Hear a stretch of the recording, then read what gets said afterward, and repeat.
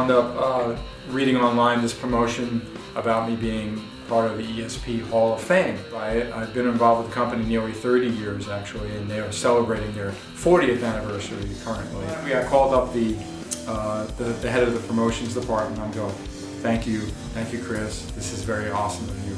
By the way, is there anybody else in the Hall of Fame for ESP? And he had to admit to me, no, we just came up with that, but we thought it would be great to start with you. So I'm actually honored. Not only am I part of the ESP Hall of Fame, I'm the first one to be part of the ESP Hall of Fame. And they'll probably be able to get George in there, and the guy from Queensryche, and the people from Metallica. And if you think about it, because the history of the company is long and fruitful, so I'm very flattered about it. Well, I just came back from Australia, down under. Wow. It's really a fascinating country, and the people there love rock and roll. They're crazy for Kiss. I'm a legend mate. Oh my God, they're just like so into rock and roll. And we did some unique things then. We actually did the first Kiss convention in Australia. And besides the fact that we had, you know, a really healthy show, kind of similar to a Live 3, I had a lot of material to draw from, and I played with some friends of mine. I played with some young talent there that helped support me, and there was a Kiss Expo, and there was master classes similar to what I'm going to be doing for ESP actually tonight. But whenever I go down there, I really do enjoy it. Like I said, the fans are incredible, and they definitely enjoy rock and roll. So I highly recommend everybody go visit. They don't say shrimp on the barbie, really, though. Just telling you. Are you going to play any Kiss songs tonight? I will be playing some Kiss songs tonight. People know me from Kiss, though I plan on doing a few things from my solo career too, which has been all these years since. Even though, you know, I don't disappoint anybody when I go out and perform live, I'd be sure to be playing, you know, Kiss songs, especially my era, because it seems like as much as, you know, they've carried on and they do amazing, and as their light grows and they keep conquering new things all the time, it shines on me anyway. But I know that my era they don't concentrate as much on as some of the makeup era, you know. So it's always a real treat for the fans when they hear stuff from Asylum and Crazy Nights. You know, Kiss is one of those bands that the whole world knows, you know, and usually people that aren't really a fan will only think of makeup as Kiss, because that's what, of course, made them famous, and they've been back in that for so many years. But a real fan knows there's a whole wealth of material and over a decade of years that are non-makeup, which is, I kind of wave the flag for all of that. Like you, for example, didn't know there was a makeup Kiss, and there wouldn't have been a version for me to join if it wasn't for the makeup Kiss. But the truth is, you know, when I was in the band, we kept it going. We had hits, we had gold, platinum records, toured the world, you know, arenas, you know, the whole thing. But I find even with them continuing, and they turn on new generations of fans, right? So they, like, for instance, they were in Japan not that long ago, and now they're going to South America. Now I'm seeing a lot of people following me on Twitter and Facebook on South America again. In Japan, I picked up all these fans that started following me because they went to Japan. And they did something really smart in Japan, where they kind of like were doing gigs with a very popular pop group of little Japanese women. And that was really interesting, even though it looks a little odd, but it exposed Kiss and what Kiss represents and everything about Kiss and the music and the vibe of Kiss to a whole nother generation.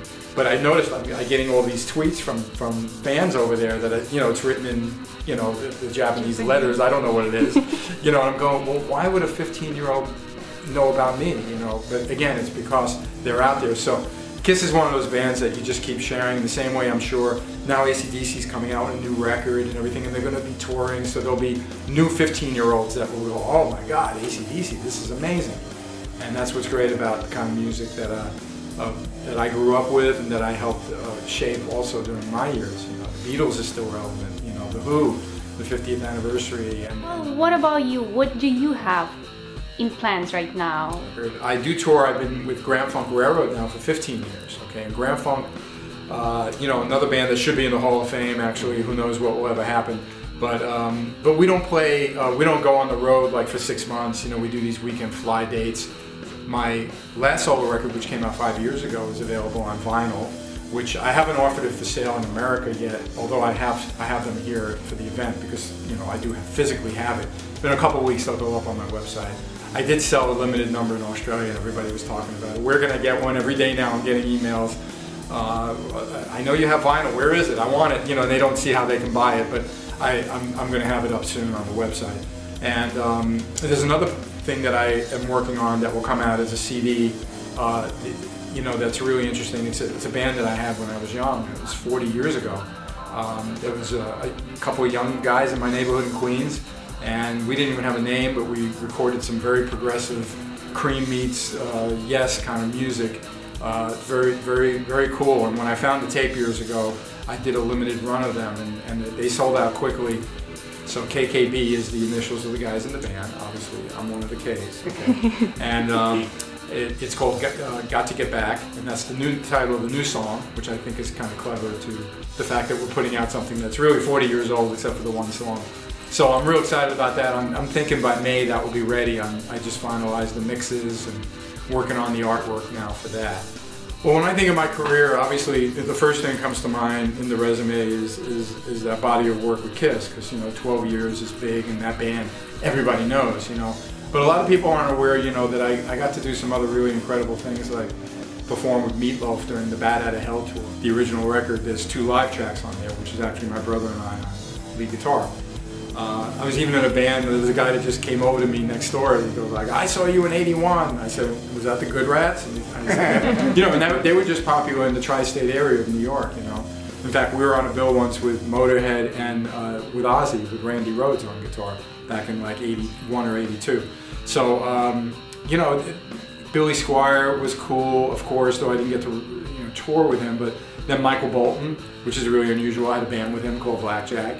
He's thinking about dabbling in something rock or blues, and would like to have me involved, which would be great. Well, if it wasn't for Michael and Paul getting together, Forever wouldn't have been created, and that had such a fond solo for me on the acoustic guitar, which is great. The band Union I'm very proud of too, the one with John Corabi. All the guys have been busy, although we haven't done anything since 2000. But it's a good band. We did a couple of really strong records. So there's always stuff to do, and my solo records I'm proud of. But you know, again, if you're going to look at one big thing, it's always you know, the Kiss thing, which is fine with me. I celebrate it. I don't see it as a distraction at all. How many LA Kiss games are you going to go to this season? Oh, I don't know. You know, I was at the game opener for season 1. It was fun. Right. But look, I think it's really, you know, shall I use? I guess the word ambitious is kind of small for Gene and Paul. They're extremely ambitious. There has to be a new word for it, okay? I go to LAX and I'm at the Delta, you know, terminal, and there's the Rock and Brews, you know what I mean, with you know, Gene and Paul. You know, it just trips me out. You know, every time I fly, you know, I can't go anywhere without something Kiss, you know, just like this fine store we're in, playing Kiss stuff. And she makes awesome jewelry. Check yes.